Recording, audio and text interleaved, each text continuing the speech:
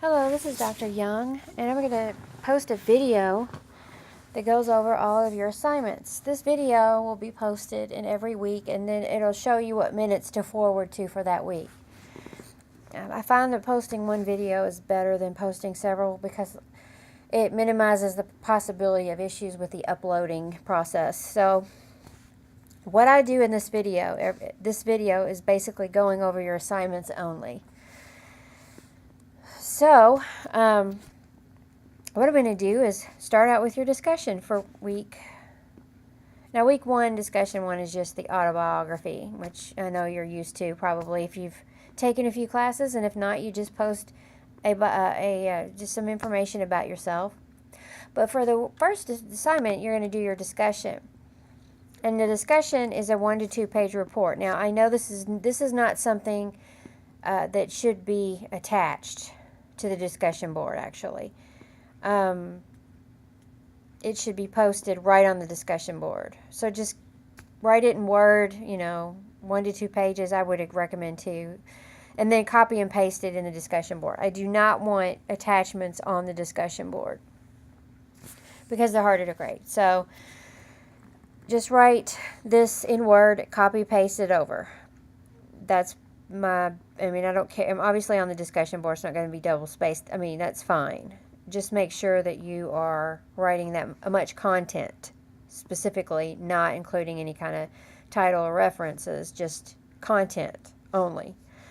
Obviously, you do need to post references and all that, but what I'm saying is the word count is what I'm talking about in this 1 to 2 pages. The word count of the post. The page count, sorry. Anyway, so all you're doing here is you're talking about chapter 1. You're going to either use your organization, a past organization, a friend's organization, someone, maybe one that you researched if you can find the information on it. But it needs to be some sort of organization that has a mission and a vision statement, and that's what you're going to look for because you need to tie compensation to that. Now, a lot of times you can find out the HR strategy specifically, and that's even more helpful in determining the relationship between that and a compensation strategy.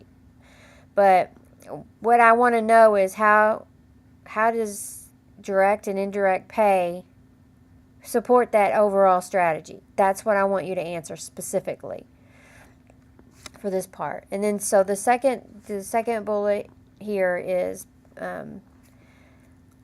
really talking, it's kind of, pulling that more detail. What is the goal, objective of your organization, and how does compensation help the organization to achieve that goal? So this one gives you an example, which is great. It says, for example, if a goal is excellent customer service, how does the organization make sure the objective is met through direct or indirect pay? So, that's what I'm looking for. I want you to get to the gist of that and make the connections. In your report discussing what specific outcomes in the pay model an organization could impact through the use of quality work life. So that's in your text. That's something that you're going to talk about and how it relates to the pay model. And what you want to do is talk about how that kind of program can be evaluated. And so basically, just make sure to cite your sources.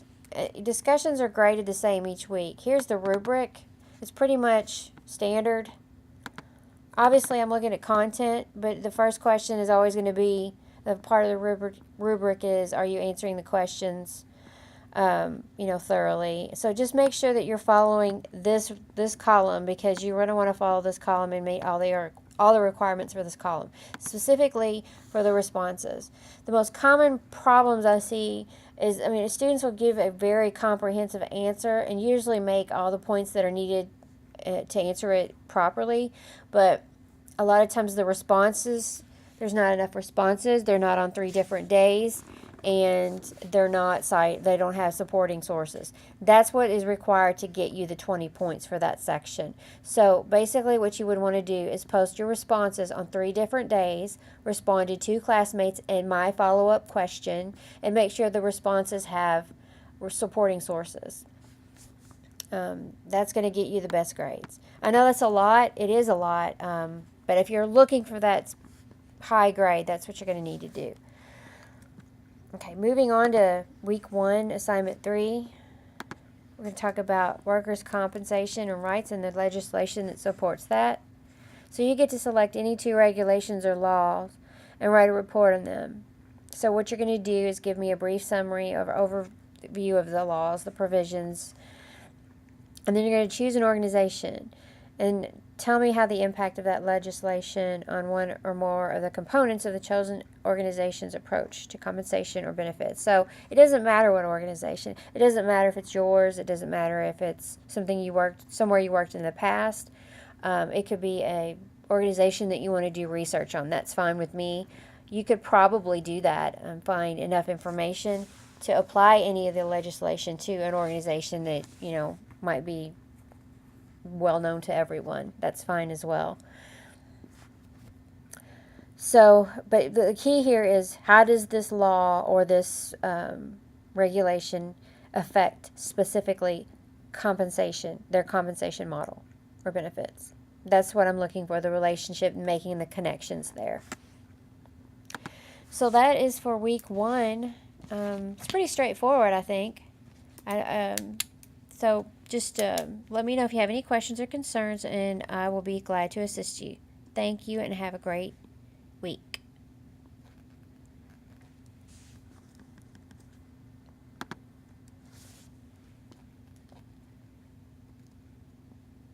Hello, this is Dr. Young, and I'm going to go over week 2. For week 2, you have another discussion assignment, same format, 1 to 2 page report. Basically talking about, at this point, we're talking about internal alignment. Some people call it internal equity. Some people call it internal structure, internal consistency. I've always heard it as internal equity, but it doesn't matter. We'll just call it alignment for the purposes of this class, but it's the same thing. It's making sure the pay system supports the fairness and quality and productivity of a job.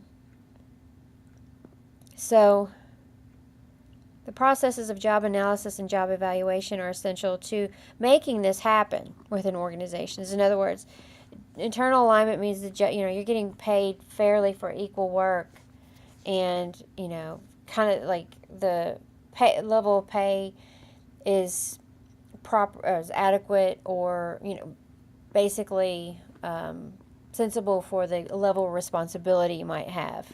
So it's kind of more of a pay is fair between lower level responsibility jobs to all the way up to the higher levels, and fair among those in each level. So it's just a very important thing in an organization to be perceived as fair, to have equity within their jobs.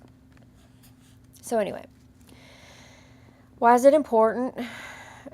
Pay policy, obviously, kind of what I talked about. I'm sure that you could elaborate much more. Discuss what a supervisor working with the Human Resources Department can do to address the problems of internal consistency that are causing turnover in the supervisor's department.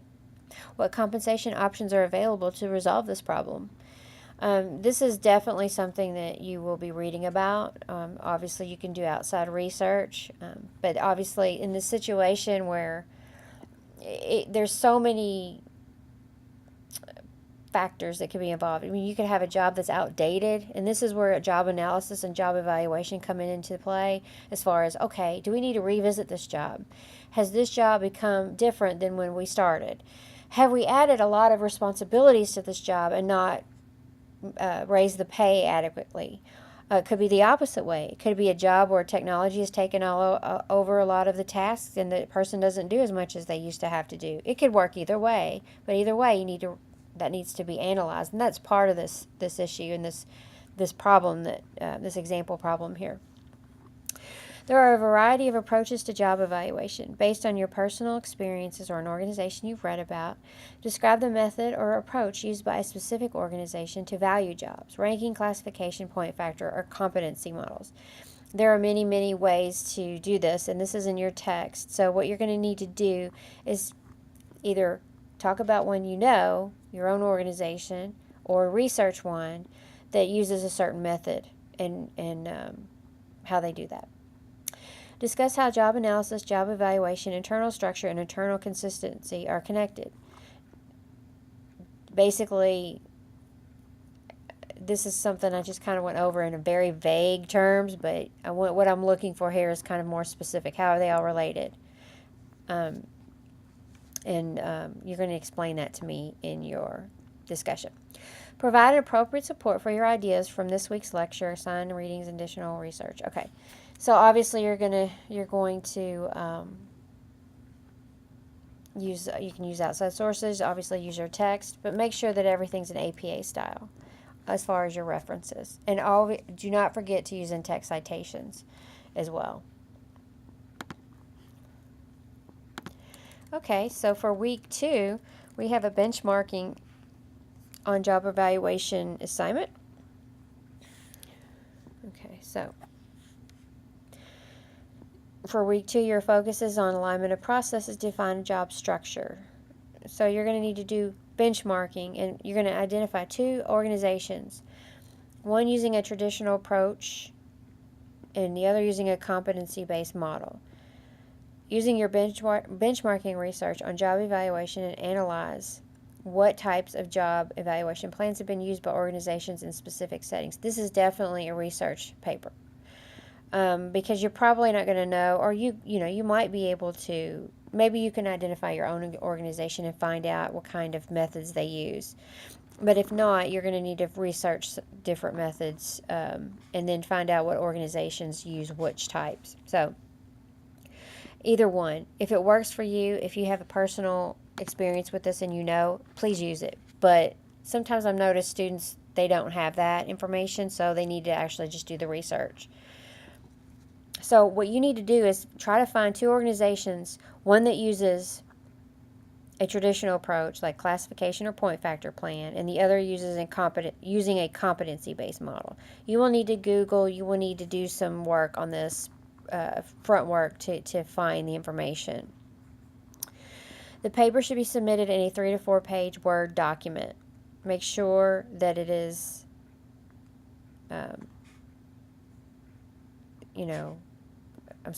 cited and formatted in APA style. So I have a little bit of a cold. I apologize. And I'm having trouble speaking sometimes. So anyway, so just make sure it's APA style. And if you go into the South University, if you go into the left course menu here under the policies and guidelines, you'll see a whole entire section on APA format. You may have already used that many times, but if not, make sure to use it. Any questions or concerns on this, let me know. Again, this is an assignment that's pretty straightforward in what it's asking. But the problem is finding the information. It's going to be a little difficult to find it, but that's what a research class is kind of, challenging you to find the information. Use Google, but don't use credible sites. Use publications. Don't use someone's blog. Don't use someone's, unless it's like the Harvard website or MIT or something. They have blogs, actually. Something where it's pretty obvious that they are credible because they're in a, high-level research institution. Harvard Business Review is a good one to use. Forbes, Business Week, the library. Okay. So that is pretty much it for week 2. The rubrics here, this is the entire rubric. So when I'm grading, I'm reading this, and there'll be some comments out here, and there'll be some summary comments down here. I'm just checking these off. Did you do this? Did you do this? Did you do this? So that's what I'm looking for. And then, you're going to talk about 2 organizations, and you're going to do research on job evaluation in general, and then talk about job evaluation plans that have been used by other organizations. So,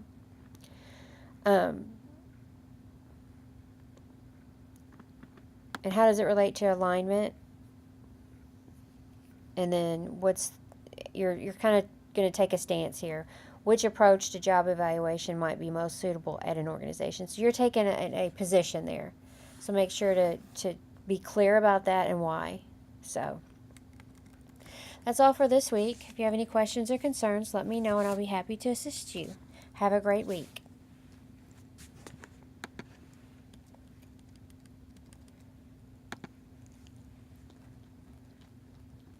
Okay, this is Dr. Young, and I'm going to go over week 3.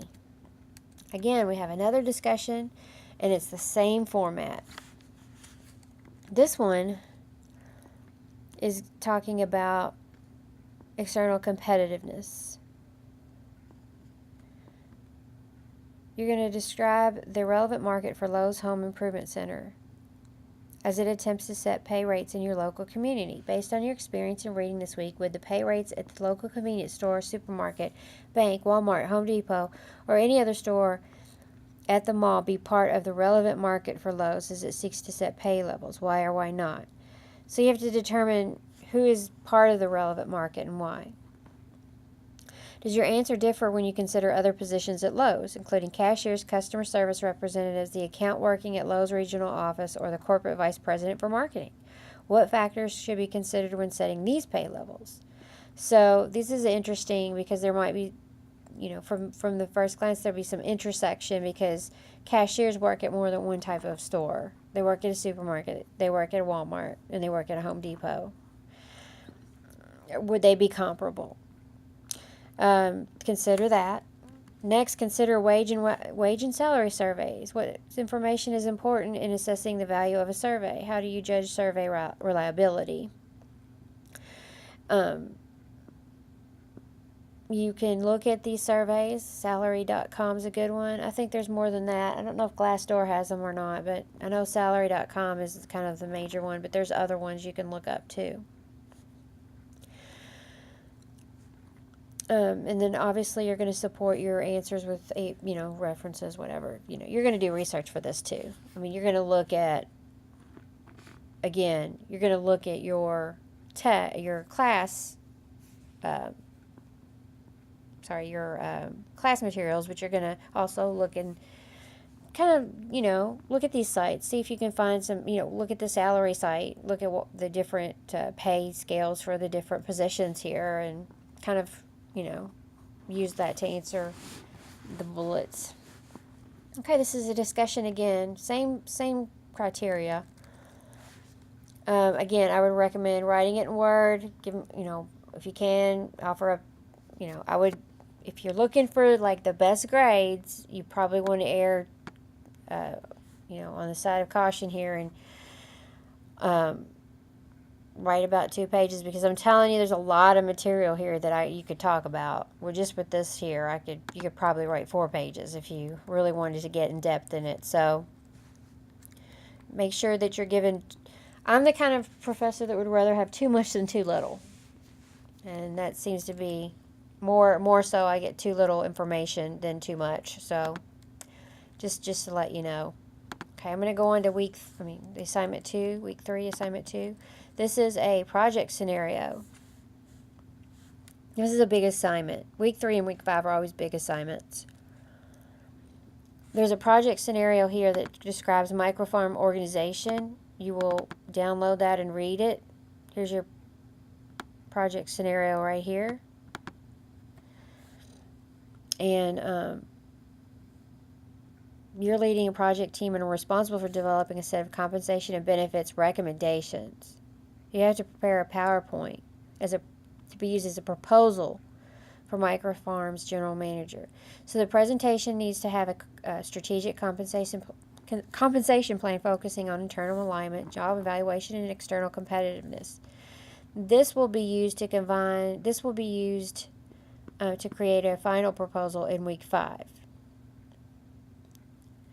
So the ultimate goal is developing an entire plan for the organization. So I'm going to have a sample PowerPoint in this class on the announcement board as well. And it's not nothing to do with this, but it is a format that I want you to use. Because what you'll need to do is use your speaker notes to write out what you would say. So I'll get to that later. I'm going to talk about just this specifically right now. You're going to need to identify a list of at least 5 relevant questions to ask Microfarm's general manager. These questions should address what you identify as the major concerns problems discussed in the project scenario. Make sure to read the project scenario first. For each question, discuss the GM's potential response and use these responses to create a Microfarm's strategic objectives. Your focus should be on the key internal alignment issues and externally competitive factors relevant to implementing a strategic compensation and benefits plan. So what does that mean? It just means what are the issues in the scenario and the external factors that are causing a need for a new plan. Outline a set of strategic compensation goals and plans for internal alignment. Include in your discussion the impact of potential relevant legislation on the microfarm organization. So if you consider what you've done so far, you've already talked about tying objectives to compensation factors earlier in the term. You've already talked about compensation goals and plans for internal alignment. So how do we get the compensation aligned? How do we get internal equity from this? And what is the effect? We talked about laws. What laws, legislation, regulations could affect this compensation plan that you wanted to develop? Microfarm's current mission statement focuses on one area of the company, bioanalytical services. From the key objectives you've identified, prepare a comprehensive mission statement in which Microfarm's stated goals align with the strategic objectives. Okay, so if it's bioanalytical services,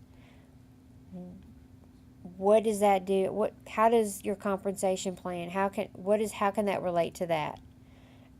What is the objectives there? What are the objectives and goals there for that? And then how can you set up your compensation plan to help meet that goal?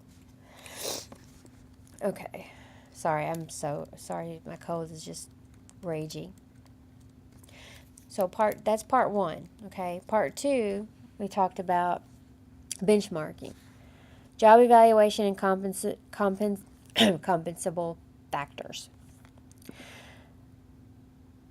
So what you're going to do here, we already researched discussion and job evaluation in week 2. You've already talked about 2 separate organizations similar. Now you got to research organizations similar to Microfarm. Discuss evaluation approaches such as traditional methods, classification, or point plans, and more recent approaches, competency models. So you've already kind of done this in a different, you might have used different organizations, but for this one you have to look for something similar to Microfarm. Based on your research, recommend the most appropriate method of evaluation. You did this earlier in another assignment. You're doing it for Microfarm. And you're doing it for each of the groups employed. You've got administrative, scientific, managerial, technical, and sales. So this is, again, almost kind of repeating in a different scenario what you've already done. Provide support from your research for choosing each method. A compensable factor is any job element that is considered essential to properly evaluating the amount of pay that should be part of employment. So what are the list? You need a list of compensable factors or for possible inclusion if Microfarm were to use a point-based approach. Next, develop and contrast this list with a list of competencies for use if Microfarm were to adopt a competency or skills-based model. So what you're going to have to do here is prepare a list for point-based approach. Then you're going to need to develop and contrast the list with the list for the competency approach, or competency model, or the skill-based model. So you're going to have to look at all those 3 and decide which competencies are needed for, there's a certain competencies for the point-based. There might be certain ones for point-based, competency model, and skill-based model. So it's kind of like make a little chart if you want to, And like, you know, you have each one, headers for each one, and then kind of talk about the different factors there. Discuss how the approach to job evaluation you recommend for microfarm will likely impact job performance, and address key HR and compensation issues. Okay, this is a very big project, you can tell. But again, you kind of practiced it before, and now you're putting it together for a scenario. Part 3. Now you're going to talk about relevant markets for each of the major occupational groups. Scientific, administration, sales, management, and technical staffs. And a list of recommendations enabling microfarm to determine an externally competitive compensation system. Okay, so based on the relevant markets for each group, should they lead, match, or lag competitors? Why? So this is a strategy that, you know, when you're pay, follower, match, or lag, you got a strategy in mind. What do you want to do there? For example, you know, I'll give you a retail example, or I don't know, Aldi, and like I don't know, your mom and pop grocery store might not pay you that much. They're probably pay followers. But Aldi is a grocery store, and they pay their employees a really good salary, like really good for a cashier, for example, because they expect you to stay there and grow and eventually become part of management, or, you know, be more of a, you know, basically work your way up in the company. So they're a pay leader. They retain employees. So are you going to be retaining? Are you going to be training? You know, are you going to be, you know, someone's first job? Kind of, you know, you expect people to come in, out the door, come in the door, out the door. You don't spend a lot of money on training because you know that they're not going to stay. That's a strategy for some organizations. So you're going to have to kind of consider all that. Consider the compensation data to determine rates of each occupational groups at the U.S. and international locations. That is something that you can, you know, look at salary.com for data for the United States. But, you know, international locations, there's going to be other legislation that affects that. There's going to be pay, you know, you have to look into that if you are a multinational organization. Specify a pay mix policy on external competitiveness in terms of total compensation, indicating the suggested balance across pay, base pay, incentives, and benefits to be used for each occupational group at microfarm. Indicate the policy mix expectations. It gives you an example. Sales staff might receive 40% of total base pay and base pay, 20% in benefits, and 40% in sales commissions. So you can include a pie chart, and there's one in your text that gives you an example. And the discussion should provide rationale for these recommendations so the general manager can easily see the alignment issues you have identified. So what you want to do is, if you're going to provide that pie chart, make sure that it is explained underneath as far as the rationale for it. Why did you choose that pay mix?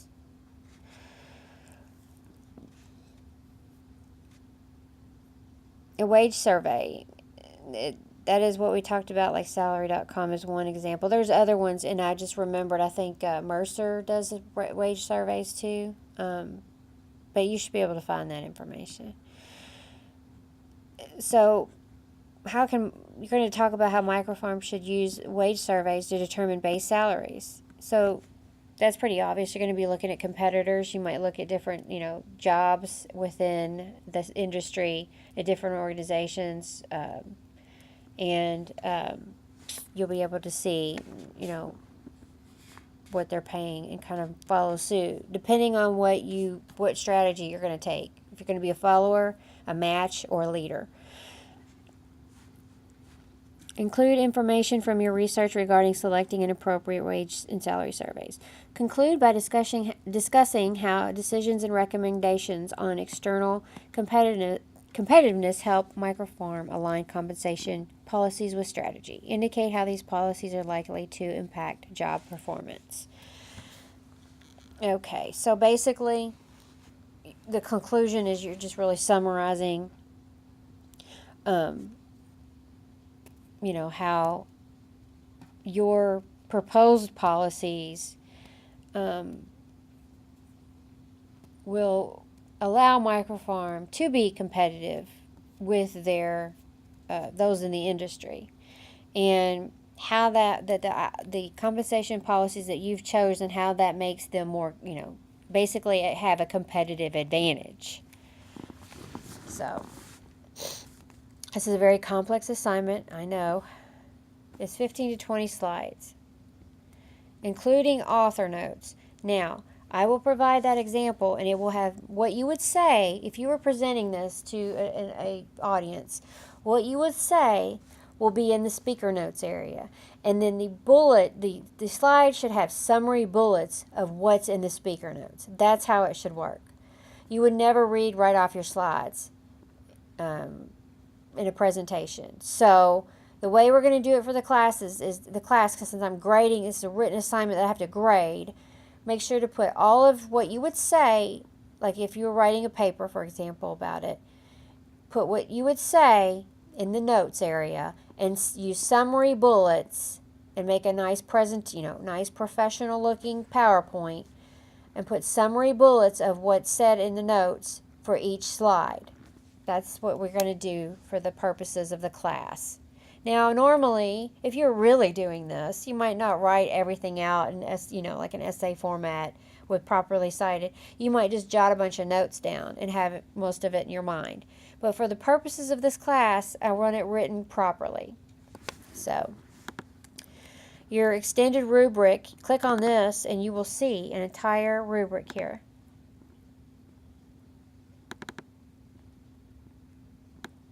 It has everything you need to meet on the right-hand side where it says exemplary. Follow this column right here. Make sure you're meeting all the requirements for that column right there that I've highlighted. And if you can do that, you'll do well on this assignment. So that's all there is for that. If you have any questions or concerns, let me know and I'll be happy to assist you.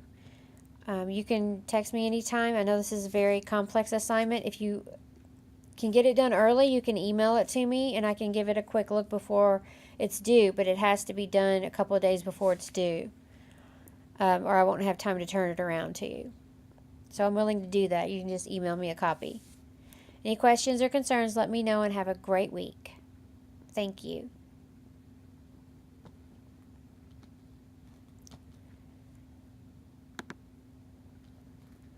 Hello, this is Dr. Young, and I'm going to go over your week 4 work. For week 4, let's see what we got going on in week 4. Scroll down here. Another discussion, same format. Of course, format's pretty consistent. Now we're going to talk about pay for performance plans. Basically, you're going to describe a form of incentive you think is highly motivating. You can use an example from your organization that you're in now, one that you've been in the past, one that you've researched.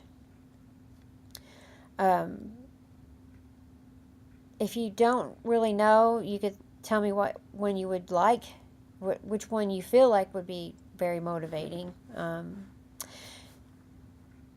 But I would prefer a real example. In your opinion, does the use of this plan help with retention, recruitment, or other specific strategic objectives? Why? How does this incentive support a well-aligned compensation plan? So basically what you're going to do is, do you think it really helps with the objectives? Does it help further the goal of the organization? Does it, if it does, how does it do that? And I guess you have to think about what the goal is overall in regard to human resources, or just the end goal of being the best at something. How does it support that?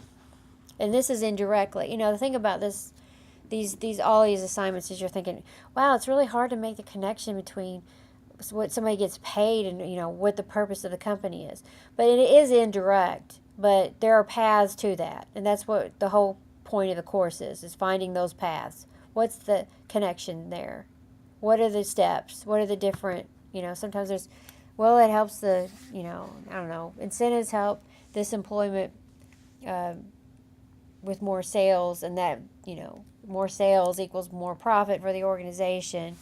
And that might be as simple as that, but it might be more complex than that as well.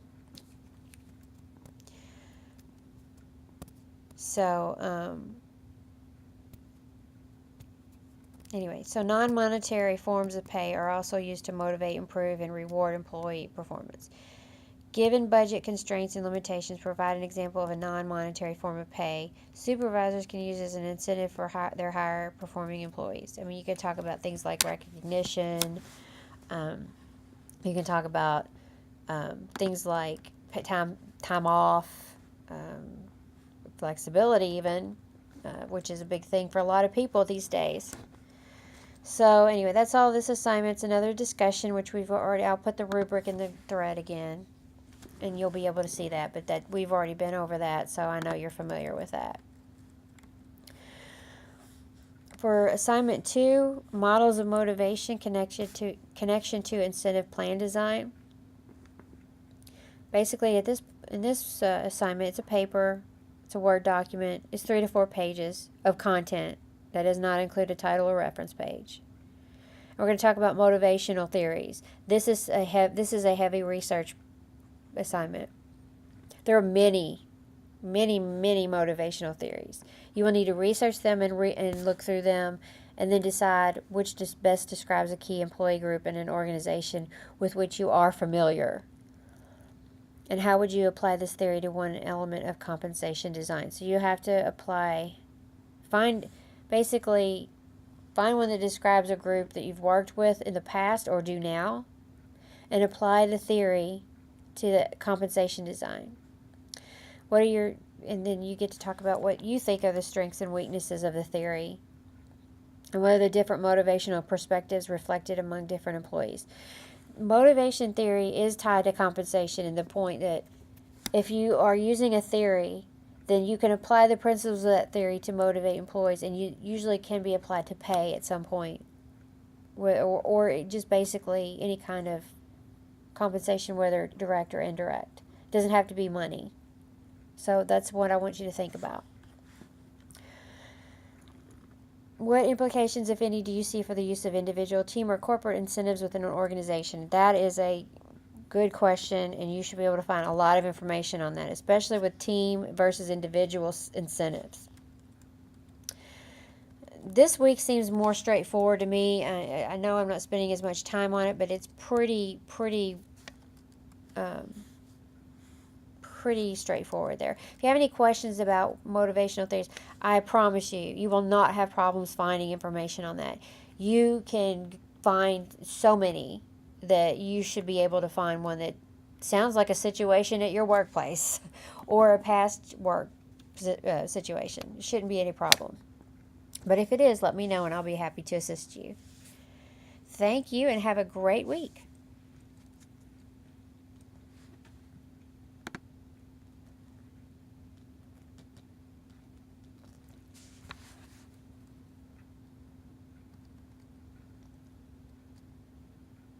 Hello, this is Dr. Young, and I'm going to go over the last week of assignments. Can you believe that? It goes by really fast. It's amazing how fast it goes by.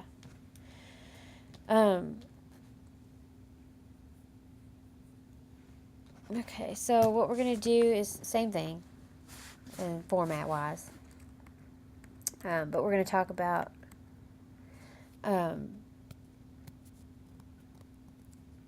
benefits plans.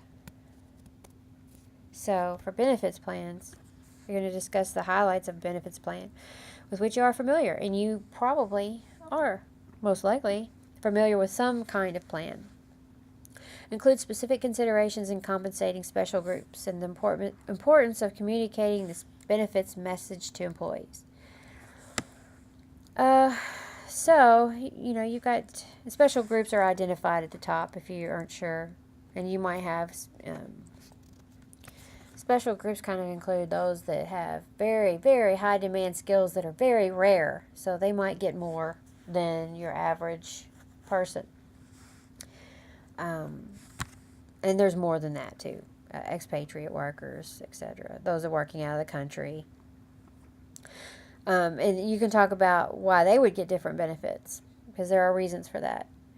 Begin by discussing what is included in the benefits plan and how these benefits impact the attraction, retention, and motivation of employees. And in the light of the current situation with Obamacare, these things are very top of mind and current because, if that is getting, if that does get, I don't know if it will, if that actually ever does get repealed, then there's going to be a lot more demand or obviously desire for employer benefits. So anyway, are there any interesting or unique inclusions or specific inclusions in this benefits plan? Explain, providing examples. Sometimes you get, you've probably heard of Google. They have some crazy, weird benefits. You get dry cleaning on site or something like that. I think. I mean, some people really are getting into these little niche benefits where they're just kind of out of the ordinary. And if you have something like that, please tell us about it in your paper here, because I'd like to know about those things. They got some really cool things some employers do. What are the specific challenges involved in compensating and rewarding special groups? Provide a discussion with examples of compensation and benefits considerations for at least two special groups. Executives, you've heard of the golden parachute. That's probably something that you could talk about. There's also other ones as well. Scientists, engineers, and high technology industries. Obviously, the higher level you are or the more demand your skills are, you'll probably get special benefits, perks, because they need you. The rarer your skills are, the more you're needed, the more you can get. Higher level sales force, and employees working outside of the U.S. And outside of the U.S., things will affect benefits because no matter where you even if the country is an American company, you still have to abide by the laws of the host country you're in. And they might have more benefits, like France, for example. You can look up France's benefits. Definitely more than what we get here in the United States. Discuss specific approaches used by organizations to communicate total compensation to their employees. What are the roles of HR supervisors and upper management in communicating compensation and benefits? And this is a really, I want you to address this very, thoroughly, because a lot of times companies don't, and employees really don't know what they're entitled to. And I don't know if that's on purpose or not. It might even be, because, if you're offering benefits and they cost you money, you probably want your employees to not use them as much as possible, but that's not really ethical. And you have to, as an employer, you should communicate what is available if you want to act ethically as an organization. And anyway, so that's for the discussion. And for the final assignment, you're doing the rest of the compensation. You take everything from week 3 and you add to it. Okay? So if I give you feedback for week 3, go back, change it, add additions, whatever. If I have some feedback for you to do so, change it. And then the second part, you'll be talking about the rest of what we've talked about for the rest of the course. So let's go back. So this is really the same. Hold on a second. Except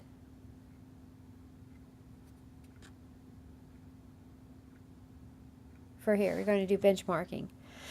Everything's the same, and then you're adding this part. So you're going to conduct benchmarking research to determine recommendations regarding individual pay. So you're going to look at your competitors, try to find information about your competitors and see what they offer as far as pay for performance plans. And you're going to do that for 2 organizations similar to Microform. Then you're going to outline at least 5 recommendations for providing increases to individual base pay. So what is your raise? What are your pay increases going to be like? What is the standard? Are they based on seniority, performance, merit, cost of living, or some combination of all? What are the needs of the scientific, administrative, sales, management, and technical staffs?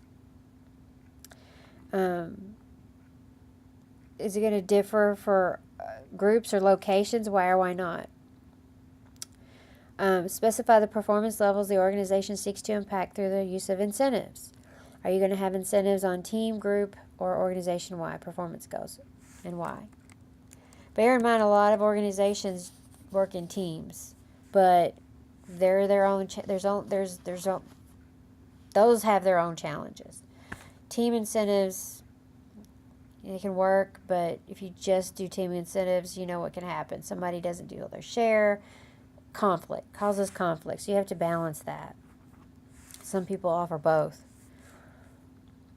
Discuss 2 examples of motivational models. Now, you've done research on motivational theory.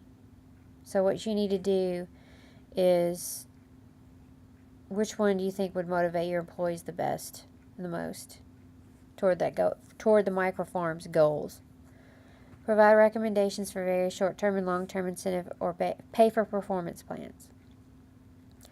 And which occupations will be covered by the plans you recommend and why. So basically what you're going to do here is you're going to talk about,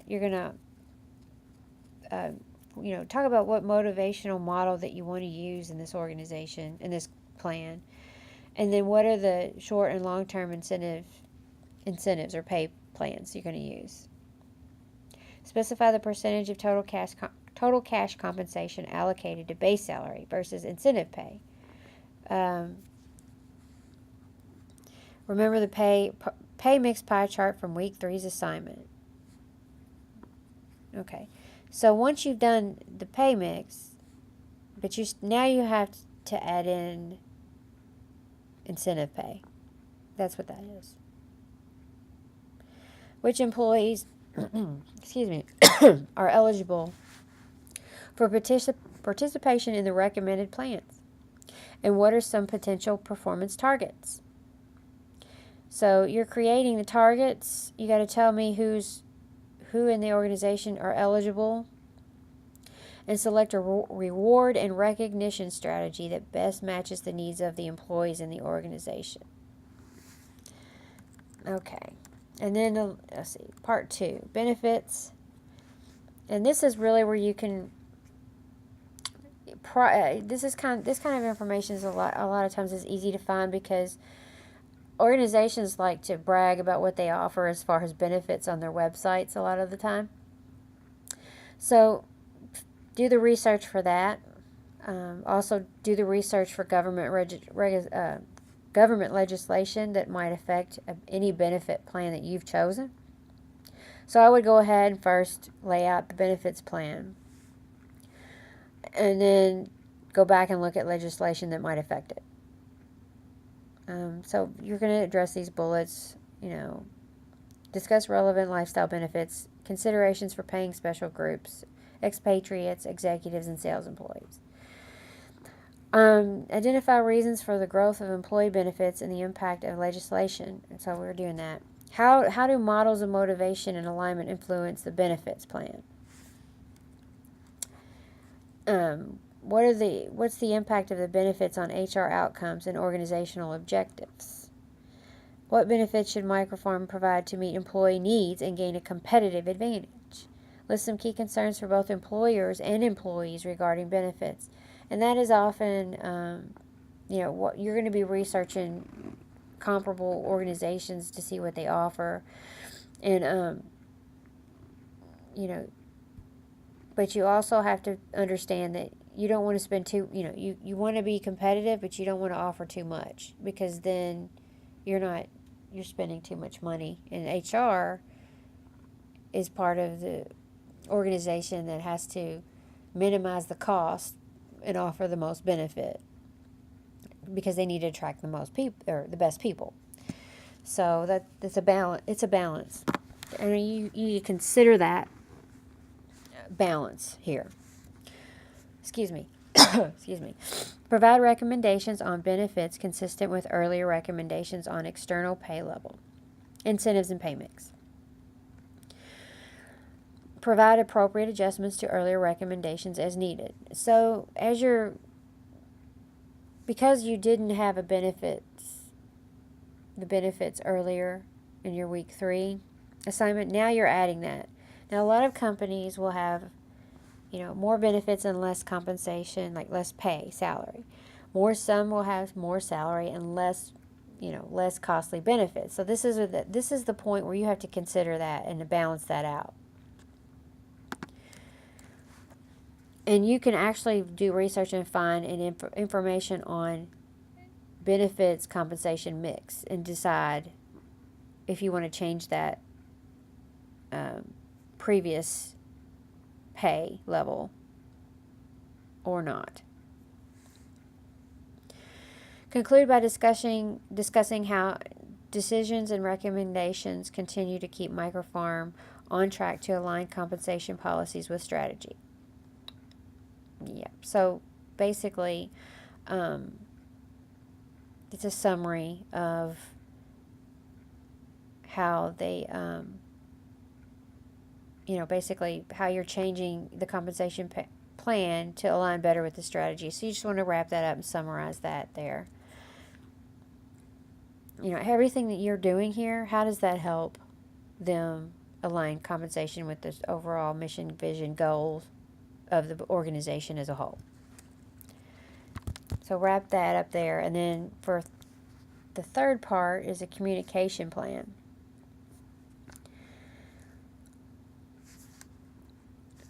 Okay, restate your recommendations for the development of the compensation plan and include your final recommendations for job evaluation, external competitiveness, benefits, and incentives. So it's like a summary of what you've recommended, and then describe the message the proposed compensation strategy conveys to employees. Why is communication important to the effectiveness of the compensation system? So it's very important to clearly communicate all the changes that are going to be made and also why they're being made. And you really need to kind of talk about what the what does the compensation strategy convey to employees? How will it be carried out and implemented? How will you communicate that process? Because usually you have to implement it and it'll be a long drawn out, and you might want to, what are you going to do? Just give them a whole, like a pack of, like a PDF with all the information in it? Or are you going to roll it out in, pieces so that, and then have questions after that, just kind of, roll it out in little chunks so that it's not overwhelming to everyone and confusing? Those are just some ways that you can deal with it. You might have a better way. How would you deal with that? Explain how Microfarm will assess the effectiveness of the total compensation and benefits plan. How will Microfarm determine whether goals are being realized? Once you've basically here, you need to tell me, okay, so you've been able to tie the benefits plan to the overall goal of the organization. That was the whole process of this, pretty much, is how can we get this goal met in regard to compensating employees? What is our piece of that?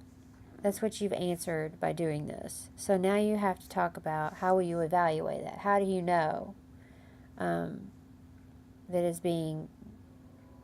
this is actually helping you realize that goal? No. And so, there's one way.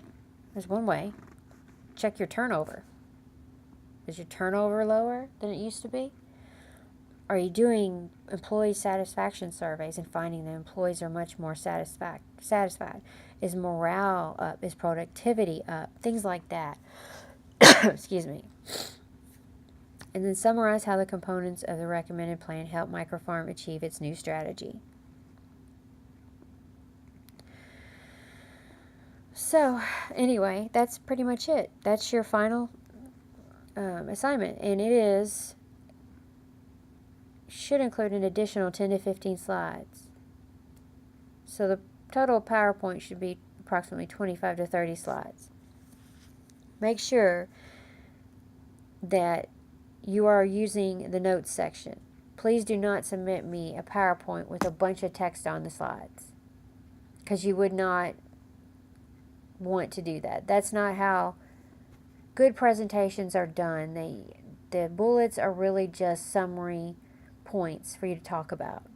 But for the purposes of this class, what you would write, you should be like what you would write in an essay. So you can write the notes area in Word if you want, then copy and paste it into a PowerPoint into the notes area, and then make your summary bullets from the notes area so that it pretty much goes over the topics you're going to talk about on the slide. Again, I will have an example for you to look at if you want to, if you're not familiar with that, how that works. Okay, so here is your rubric. Again, you download this. Make sure to touch on all the points in the right-hand side rubric. This is what I use to grade. I'm checking off what you've done here. I'd be checking, like when I'm grading it, I'm like, okay, so did they do this? Check. Give you the points. So I'm looking at each one of these. Okay, so make sure to meet them. It's very important. It's going to get you, the points that you need to do well on this assignment.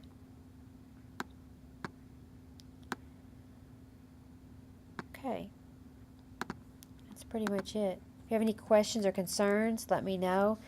This is a very work-intensive assignment, just like the week 3, but it's worth a lot of points.